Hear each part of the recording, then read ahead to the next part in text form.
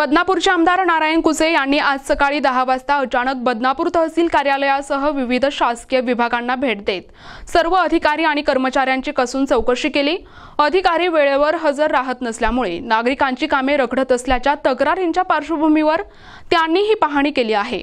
अचानक झालेल्या या दौऱ्यामुळे शासकीय कर्मचाऱ्यांमध्ये एकच खळबळ उडाली। या पाहणी दरम्यान आमदार कुसे यांनी तहसील कार्यालय, पंचायत समिती, कृषी विभाग, वन विभाग, रजिस्ट्री ऑफिस, निराधार कक्ष अशा महत्त्वाच्या कार्यालयांमध्ये स्वतः उपस्थित राहून कामकाजाची माहिती घेतली।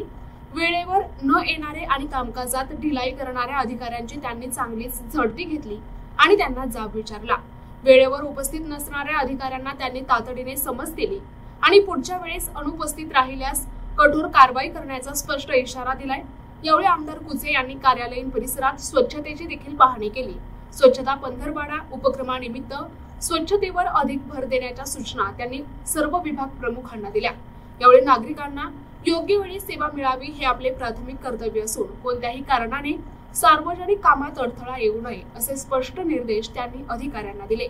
आमदारांच्या या कठोर भूमिकेमुळे नागरिकांनी त्यांच्या या पावलाचे स्वागत केले आहे। आमदार नारायण कुसे यांनी अचानक शासकीय कार्यालयावरती भेट दिल्यानंतर एकच धांदल उडाली। त्या ठिकाणी काही कर्मचारी वेळेवर उपस्थित राहत नाहीत, तर काही कर्मचारी सर्वसामान्यांची कामं करत नाही, अशा अनेक तक्रारी या सर्वसामान्य जनतेतून येत होत्या। आणि आमदार साहेब यांनी अचानक भेट दिल्यानंतर एकच धांदल उडाली। त्या ठिकाणी त्यांनी त्या अधिकाऱ्यांची झाडाझडती घेतली। का सांगसाल आमदार साहेब, आज काही कर्मचारी उपस्थित होती का?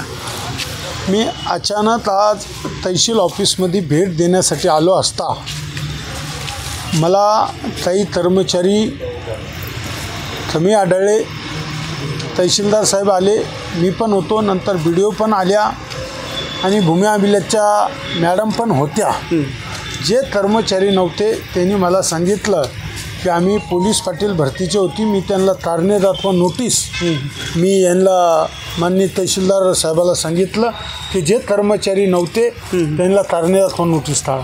दुसरा विषय असा आहे की तहसीलमध्ये आल्यावर मला अस्वच्छता दिसली। या देशाचे पंतप्रधान नरेंद्रभाई मोदी यांनी आमचा सेवा पंधरवडा म्हणून आम्ही स्वच्छता करण्याचाही प्रयत्न आतमध्ये केला।